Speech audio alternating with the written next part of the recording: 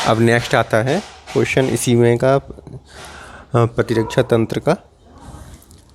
कोशिका भक्षण का संक्षेप में वर्णन करो और इसका उपयोग बताइए।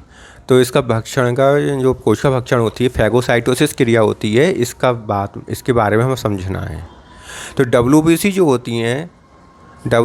होती हैं वो कोशिका भक्षण का काम करती हैं, फैगोसाइटोसिस का काम करती हैं। तो डब्ल्यूबीसी में सीडोपोडिया पाए जाते हैं, सीडोपोडिया कूटपाद पाए जाते हैं। ये कूटपाद द्वारा भ्रमण करती हैं। तो जो हमारे ब्लड के अंदर डब्ल्यूबीसी पाई जाती हैं, जो बनती कहाँ पर हैं, बोन मैरो में बनती हैं और ब्लड के अंदर ये संचरण करती रहती हैं, भ्रमण करती रहती हैं। और किस सहायता से भ्रमण करती हैं, सीडोपोडिया या कूटपाद की सहायता से भ्रमण करती हैं। तो डब्ल्यूबीसी में सीडोपोडिया पाए जाते हैं, जैसे कि अमीबा में सीडोपोडिया पाए जाते हैं, ऐसे ही इसमें भी सीडोपोडिया या कूटपाद पाए जाते हैं, जिनकी सहायता से ये ब्लड के अंदर भ्रमण करती रहती हैं। और ये ब्लड फ्लो के अपोजिट भी जा सकती हैं, उसके साथ भी बह सकती हैं, भ्रमण कर सकती हैं। ये कोशिकाओं की दीवार के छिद्रों से, ये केशिकाएँ होती हैं, केशिकाएँ कैपिलरीज जिन्हें कहते हैं इंग्लिश में, केशिकाओं की दीवार से निकलकर ऊतकों में आ जाती हैं। जो ऊतक हैं, टिश्यू फ्लूइड है, ऊतक द्रव्य है, उसके अंदर आ जाती हैं। केशिकाएँ जो होती हैं वो सबसे आखिरी अंतिम भाग होता है धमनी का सबसे अंतिम भाग केशिका कहलाता है, जो ऊतकों के अंदर खुलता है। और यहाँ पर इसकी जो दीवार होती है बहुत पतली होती है, महीन होती है, और उसमें छोटे छोटे छिद्र पाए जाते हैं। इन केशिकाओं या कैपिलरीज की दीवार से निकलकर टिश्यू फ्लूइड में, ऊतक द्रव्य में ये आ जाती हैं, और जहाँ पर ये मैक्रोफेजेस कहलाती हैं। जब तक ये कोशिका ब्लड के अंदर रहती हैं तब तक तो ये मोनोसाइट्स बनकर रहती हैं, और जब ये बड़ी हो जाती हैं, मैक्रोफेज बन जाती हैं, और ये ऊतक द्रव्य, मैक्रोफेज बनने के बाद ये ऊतक द्रव्य में आ जाती हैं। तो ये यहाँ पर क्या कहलाती हैं, ऊतक द्रव्य के अंदर मैक्रोफेजेस कहलाती हैं। और मैक्रोफेजेस क्या काम करते हैं, विष पदार्थों को या टूटी हुई सेल्स के मलबों को, जीवाणुओं को आदि जो एंटीजन होते हैं, विष पदार्थ होते हैं, टूटी या जो सेल्स होती हैं, टूटी हुई सेल्स जो होती हैं, खंडित सेल्स होती हैं, जीवाणुओं और वायरसेस या फिर अन्य जो एंटीजन पदार्थ होते हैं उनका ये भक्षण करती हैं। इस क्रिया को हम क्या कहते हैं, कोशिका भक्षण कहते हैं या फैगोसाइटोसिस कहते हैं। तो ये जो क्रिया हो गई, फैगोसाइटोसिस क्रिया हो गई, इसमें क्या होता है कि ब्लड्स में अंदर पाई जाने वाली मोनोसाइट्स धीरे धीरे बड़ी होकर मैक्रोफेजेस बन जाती हैं, और ये मैक्रोफेजेस सीडोपोडिया की सहायता से ब्लड में फ्लो करती रहती हैं, और ब्लड कैपिलरी से निकलकर या केशिकाओं से निकलकर ऊतक द्रव्य में, टिश्यू फ्लूइड में आ जाती हैं, टिश्यू के अंदर आ जाती हैं। यहाँ पर उपस्थित टूटी फूटी कोशिकाओं को, निर्जीव पदार्थों को, विष पदार्थों को, जीवाणुओं को या अन्य एंटीजेंस को ये खाकर उन्हें नष्ट कर देती हैं। इस प्रकार की क्रिया को हम कोशिका भक्षण कहते हैं या फैगोसाइटोसिस कहते हैं।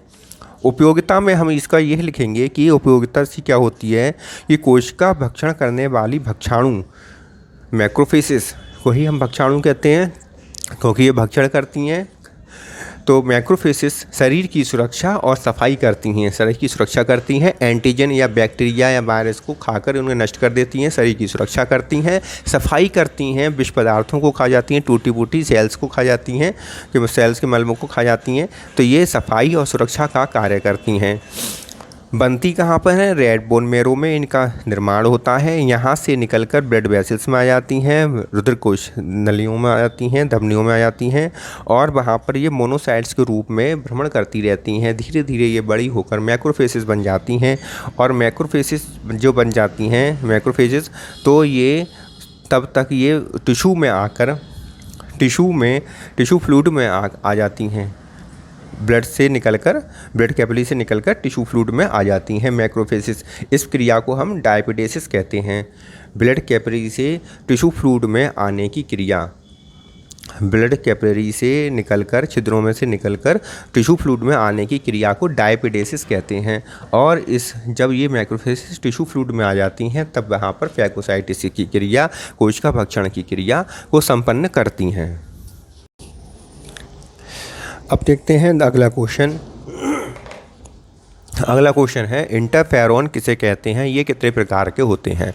तो इंटरफेरोन्स क्या होते हैं, ये विषाणु से संक्रमित कोशिका से उत्पादित वे प्रोटीन होती हैं। तो इसका मतलब क्या है कि इंटरफेरोन क्या होती हैं, प्रोटीन होती हैं और विषाणु से संक्रमित कोशिका से उत्पन्न होती हैं। जैसे कि मान लीजिए ये एक कोशिका है और इसमें विषाणु आ गया है,